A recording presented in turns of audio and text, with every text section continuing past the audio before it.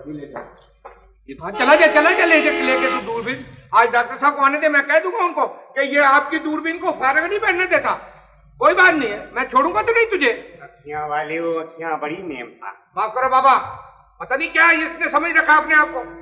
क्या तो मैं कह रहा हूँ, माफ करो बाबा। नाराज क्यों होता है बच्चा? मैं भीख मांगने नहीं आया। मैं तो और क्या चूचा बेचने आया हूँ। मुझे ऐनक चाहिए। ऐनक चाहिए? धूप की या नजर की? नजर वाली। नजर वाली। तो ये सामने चार्ट लगा हुआ है, ये चार्ट तो पढ़ो, इसको क्या लिखा है? लिखा हुआ तो मैं नहीं पढ़ सकता जी, लेकिन ये जो चश्मे वाली औरत की तस्वीर है ये साफ देख सकता हूँ। अच्छा जी, ये औरत की तस्वीर आप साफ देख सकते हैं? हाँ जी। तुम बनावटी अंधे हो?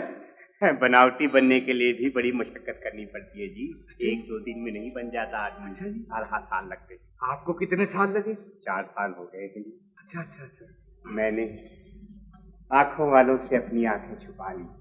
ना तो कभी उन आंखों को बाहर भी निकाल के इस्तेमाल करते होंगे आप? क्यों नहीं जी, वरना लोग खैरात में खोटे पैसे न दे दे। हाँ। और फिर हफ्ते में 2-4 दफा फिल्म भी देखनी पड़ती।